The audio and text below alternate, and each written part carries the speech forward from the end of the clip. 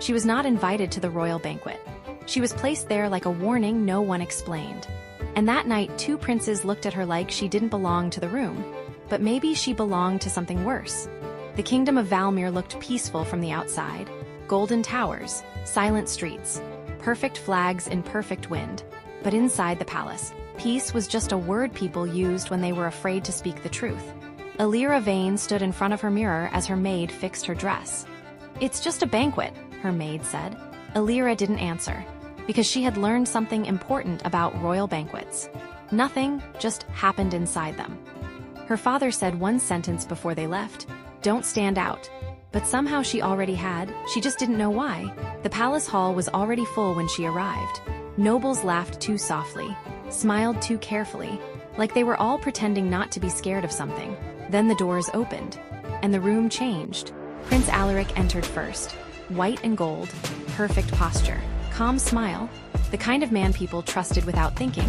They called him the heir of dawn, and everyone in the room relaxed like they had been holding their breath too long. But Elira didn't relax, because perfection always feels rehearsed, like something hiding behind it. Then the second doors opened.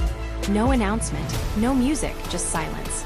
Prince Kaelin walked in, black coat, silver lines, no smile, and suddenly the room felt smaller, like the air itself stepped back. People called him the Shadow Prince, but no one explained why. And then Kaelin looked at her, just once, but it felt like he already knew her name without ever hearing it. Elira quickly looked away, but her chest didn't calm down. That feeling stayed, like being seen too deeply. Later that night, Prince Alaric approached her table, polite, calm, controlled. "Lady Vayne," he said softly, "you should sit closer to the royal table." It wasn't a suggestion. It was a decision already made. But before she could answer, Kaelin's voice cut across the room. "She should stay where she is." Silence. Every head turned. No one interrupts the heir of dawn. No one. Alaric smiled, but something in the room tightened, like a string pulled too far. And Elira realized something strange. She was not being ignored anymore. She was being positioned. After that night, the letters began. No seal, no name, just messages appearing where they shouldn't exist. The first letter said, "Don't trust the crown." She burned it immediately. But the second night, another one appeared under her pillow. "Dawn lies, shadow remembers." Her hands froze, because this time no one had entered her room. Days passed. Nothing felt normal anymore. Alaric started speaking to her more often, always kind, always calm, always careful, like he was building trust brick by brick. Kaelin did the opposite. He said almost nothing. But when he looked at her, it felt like he was telling her the truth she wasn't ready to hear.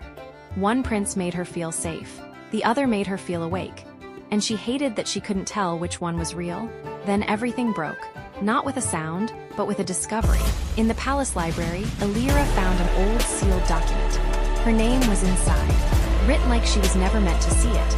Elira Vayne, not noble daughter, not guest, but part of a royal law. Law that said, her choice could decide the throne, not war, not politics. Her breath stopped, because suddenly everything made sense. The letters, the attention, the tension, she was never random. She was a system. That night, she made a decision. She left the palace. No guards, no warning, just gone. And for the first time in her life, no one stopped her, because no one realized she was the thing holding their entire system together. Both princes searched for her. Alaric tried to restore order. Kaelin tried to uncover truth. They found her at the border library, standing, not hiding, not running. "I know everything," she said. Her voice didn't shake. Alaric stepped forward.